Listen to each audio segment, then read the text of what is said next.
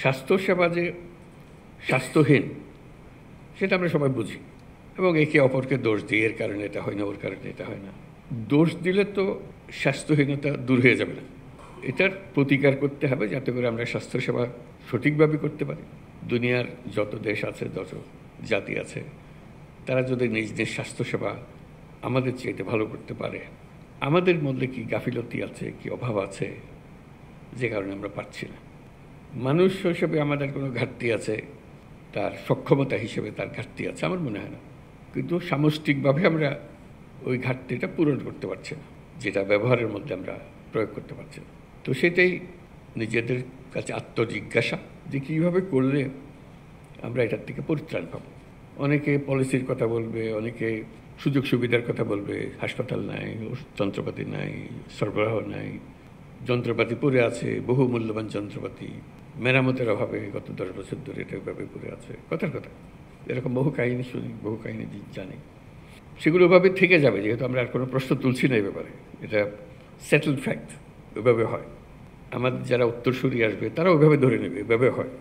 এভাবে হলে তার দেশ পাল্টায় না, মানুষ পাল্টায় না। মানুষ পাল্টায় যখন আমরা প্রশ্ন তুলি কেন হবে না, এই প্রশ্নটা নিজেদের কাছে জিজ্ঞাসা করার জন্যই আমরা সবাই করছি, কেন হবে না। আমাদের কি কিছু অভাব আছে মানুষ হিসেবে? আমরা কি অধম একটা জাতি? আমাদের সমস্ত কিছু আইন কাঠামো, নীতিমালা, যন্ত্রপাতি যা কিছু আছে তা দিয়ে কি এর চাইতে ভালো কিছু করা যাবে না, এরকম মনে হয়? আমার তো মনে হয় না। আমার মনে হয় আমরা এই যে সম্মেলনে আসলাম, কথাবার্তা বললাম, সেটাকে উপলক্ষ করে যেভাবে আছে সেটাকে যদি আমরা প্রশ্ন করি যে এইভাবে থাকবে না, আমি এটাকে অন্যভাবে করব। কারো সাহায্যের দরকার নাই, উপরওয়ালার দিকে তাকিয়ে থাকতে হবে না, নিচেরওয়ালার কাছে তার কোনো বিশেষ সুবিধার কথা বলতে হবে না। আমরা নিজেরাই যেভাবে আছে ওভাবে এই সম্মেলন ঠিক করলাম যে এইভাবেই আমরা এই পরিস্থিতির মধ্যেই, সমস্ত অভাব এবং ঘাটতির মধ্যেই আমরা এর চেয়ে ভালো করব। আমি একদম নিশ্চিতভাবে বলতে পারি স্বাস্থ্যসেবা 25% ভালো গেছে। শুধু এইটুকু চিন্তা করে আমরা এর চেয়ে ভালো করবো, এর মধ্যে করবো।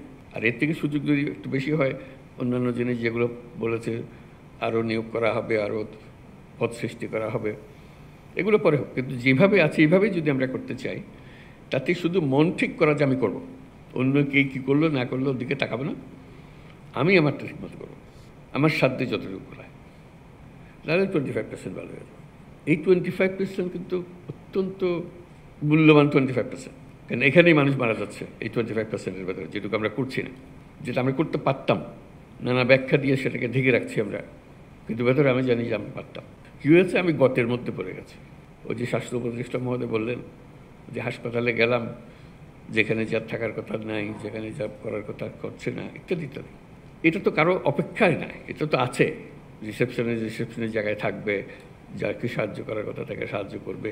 এটার জন্য আইনওয়ালা বদলানোর দরকার নাই, কিচ্ছু বদলানোর দরকার নেই, শুধু যেটুকু নিয়ম পালন করার বিষয়। এই সম্মেলনে আমরা চেষ্টা করি ওই 25% যেটার কথা বললাম নিজেরা করে ফেলতে পারবো।